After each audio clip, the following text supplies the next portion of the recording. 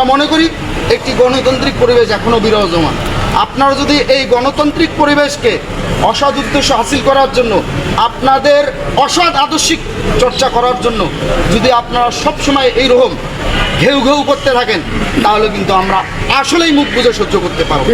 VC office বরাবর স্মারকলিপি প্রদান, কথায় কথায় কোনো একটা বিষয়, বাংলাদেশের কোনো একটি প্রান্তে একটি বিষয় ঘটেছে, যে বিষয়ে অবশ্যই আমরা একজন সচেতন শিক্ষার্থী কিংবা নাগরিক হিসেবে আমরা অবশ্যই কনসার্ন, কিন্তু তারা যেভাবে সব ইস্যুতে বিশ্ববিদ্যালয় প্রশাসনকে টেনে বা বিশ্ববিদ্যালয়ের পরিবেশকে উত্তপ্ত করার জন্য তারা যে ওত পেতে থাকে, সাধারণ শিক্ষার্থীরা কিন্তু এই বিষয়টি ভালোভাবে নিচ্ছে না। কেন ভালোভাবে নিচ্ছে না আপনারা জানেন।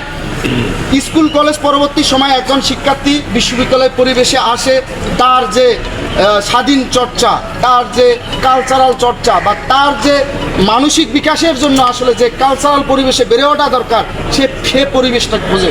আমি ইতিমধ্যেই বলেছি, আমরা যারা শিক্ষার্থী সংগঠন আছি তাদের আচার আচরণ, চালচলন আর রাজনৈতিক পরিকল্পনা কর্মসূচি যাতে এমন না হয় যে কর্মসূচি এবং পরিকল্পনার জন্য সাধারণ শিক্ষার্থীদের একাডেমিক জীবন শেষ করতে বাধা বিঘ্নের সৃষ্টি করে।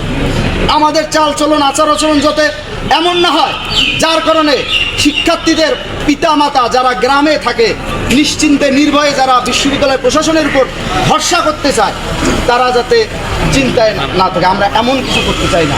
আমি এর জন্য সবাইকে আহ্বান করব যে আমরা ইতিমধ্যেই ডকুমেন্ট সহকারে আমরা ভিসি মহোদয়কে প্রেরণ করেছি।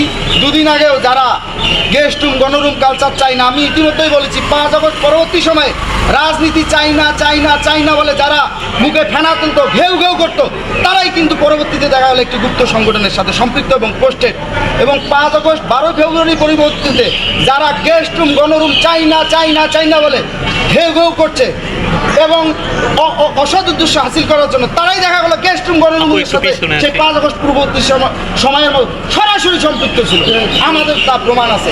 গেস্ট রুম, গণরুম কালচার আমরা চাই না, আমরা নিজেরাও চাই না, কিন্তু আমরা ইতিমধ্যেই সাধারণ শিক্ষার্থীদের বোঝাতে সক্ষম হয়েছি বাংলাদেশ জাতীয়তাবাদী ছাত্রদল কখনো কোনোদিন গেস্ট রুম, গণরুম কালচারকে বিশ্বাস করে না, ধারণ করে না এবং গেস্ট রুম, গণরুমের সর্বোচ্চ নির্যাতনের শিকার বাংলাদেশ জাতীয়তাবাদী ছাত্রদল।